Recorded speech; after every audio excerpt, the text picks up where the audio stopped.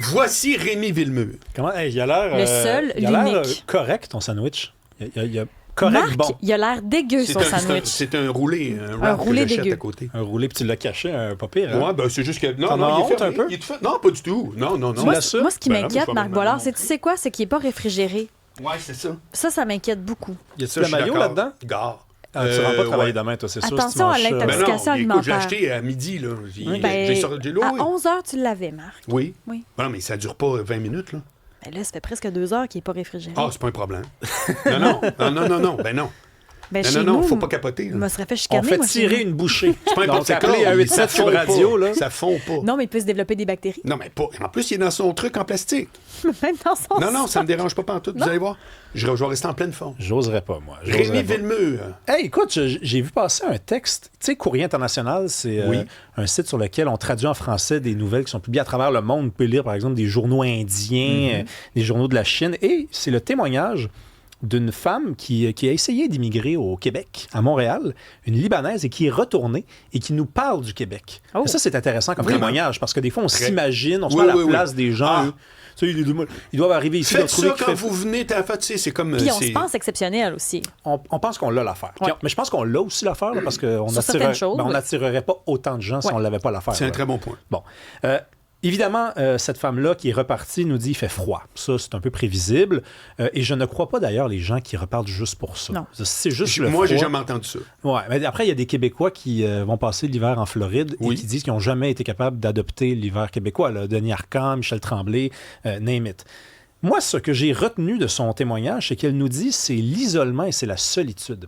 Parce qu'elle dit, moi, je suis arrivé ici, je suis un entrepreneur, je voulais fonder mon entreprise, j'ai étudié, et tu connais personne, à part le monde qui sont issus de ta communauté, tu as peut-être un vieux cousin, Mais quand tu arrives, mettons, quelque part pour parler avec les gens, elle dit, les discussions s'arrêtent très rapidement.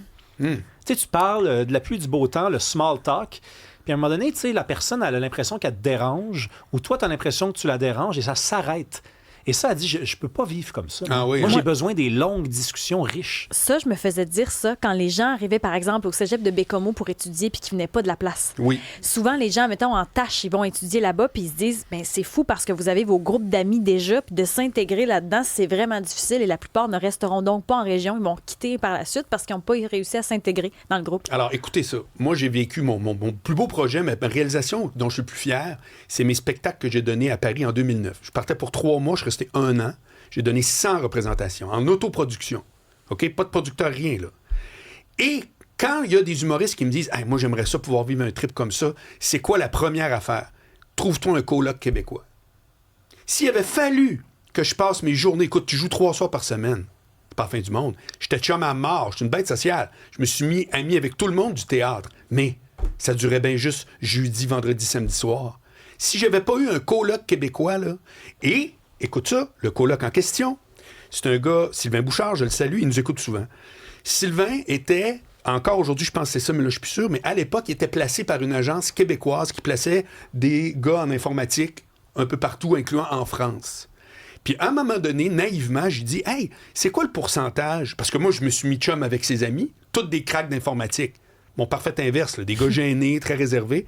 J'ai demandé, je te jure, Rémi, comme une question comme on se jase de tout et de rien. Hey, c'est quoi le pourcentage de ta gang qui vient comme ça, de Montréal ou ailleurs, qui vient travailler en France puis qui repartent après 1 an? C'est quoi le chiffre? Beaucoup. Isaac? Mais non. Ben, je dirais Rémi? quasiment tout le monde, en fait. 50%. Et quand même. Après 1 an, la moitié retourne. C'est juste à cause du social, Rémi? Ouais. C'est pas à cause qu'ils faisaient pas le job. Ils ont Non, été non. choisis parce qu'ils sont bons, même Ben oui. meilleurs.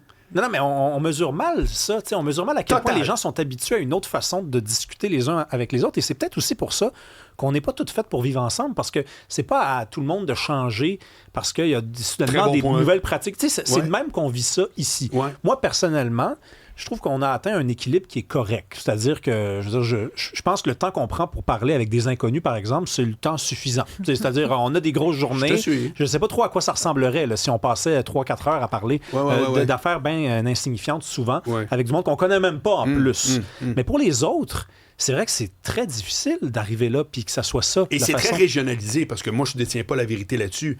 Mais je sais que j'entends des gens dire « Ah, je suis allé à Québec. » Moi, je viens de Québec, toi aussi. « Je suis allé à Québec, puis c'est tough de se faire des amis. » J'ai pas cette impression-là, mais c'est peut-être eux autres qui ont raison. Puis là, t'entends la même affaire au Saguenay. Mon père était représentant sur la route. Il vendait des vêtements pour hommes. Puis il m'a toujours dit, il y a une place au Québec. Il faisait le Québec au complet. Il dit, il y a une place au Québec où si tu veux t'ouvrir une mercerie, tu as des vêtements pour hommes. Puis que c'est impossible si tu viens pas de la place, c'est Saguenay-Lac-Saint-Jean. Il dit, moi je l'ai vu, là. Le gars arrivait de Québec ou de Montréal, il s'ouvrait un beau magasin et tout. Personne ne va acheter là, le gars n'est pas de la place. Mais c'est vrai. Mais oui, mais c'est vrai. C'était comme mon exemple de Bécomo, c'est exactement ça. Puis même quand on a fait, il y avait l'Union des municipalités dans le temps, on avait un stage en journalisme en Gaspésie, puis le monde qui venait de Montréal n'avait pas vraiment accès aux entrevues. Si tu venais de la région, c'était OK. Mais regardez en France, par exemple. En France, c'est vrai que quand j'ai habité là-bas, on était en colocation, puis c'était normal. Mais quand on sortait le soir, des collègues de bureau, toi t'apportes ton collègue, toi t'apportes un collègue, personne ne se connaît, tout le monde va prendre un pot, et il y a une facture unique. Tout le monde donne ce qu'il veut à peu près. Oui. Il y a comme une espèce d'union qui se fait naturellement, alors qu'ici, c'est mon ami, ton ami, c'est à moi, tu t'en vas à deux restaurants, c'est mes choses. Il y a quand même ça qui est différent, je trouve, de la France, par exemple. Oui, puis le simple fait de ne pas connaître la personne a priori, souvent, c'est une façon de dire, on n'ira pas plus loin.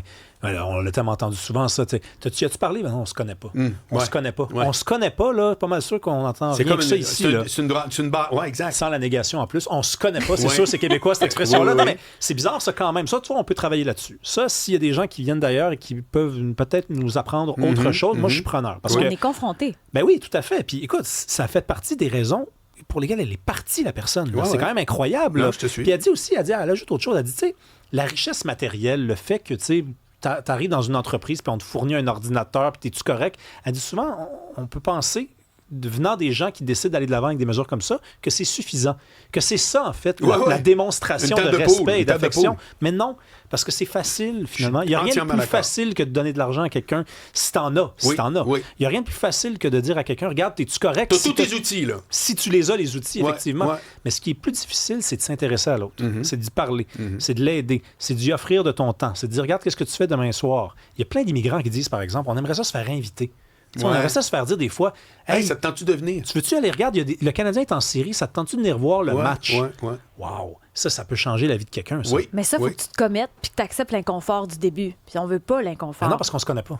Non. Non, mais c'est ça l'affaire. Non, mais c'est ça. Mais là, après, c'est la poule ou l'œuf, mais ça se casse. Moi, je peux te dire une chose que j'ai expérimentée toute ma vie, qui est directement dans ton sujet, et je la pose sous forme de questions que je vous pose. C'est quoi l'affaire la plus payante qui coûte le moins cher? Payante, là, à tous égards, au plan personnel, etc., qui coûte le moins. C'est maximum bénéfice pour minimum de coût. On dirait qu'il y a plein de réponses qui me viennent. Ça, le respect, l'humour... Jaser avec quelqu'un. Le temps. C'est quoi la réponse? Vous êtes tous à peu près, mais c'est l'écoute. L'écoute. Bon. Et polite. Dès que tu as de l'écoute... Non, mais pardon. Si tu as le malheur d'avoir de l'écoute, tout le monde le remarque. Tes quiz sont difficiles, Marc. Sais-tu ça? C'est difficile, tes quiz. T'en fais souvent, là, puis c'est difficile d'avoir la réponse au premier coup. On peut pas la généraliser avec ça. Je ne fais pas ça parce que je détiens la vérité. Mais non, mais j'aime beaucoup ton sujet, tu le sais. Mais t'as raison avec l'écoute. Mais aujourd'hui, les gens veulent parler.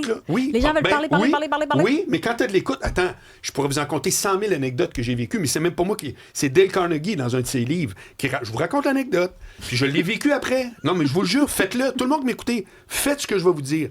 Dale Carnegie explique. Un jour, ma femme, elle a une promotion puis elle est invitée dans un cocktail. Donc, je l'accompagne. OK? Je l'accompagne.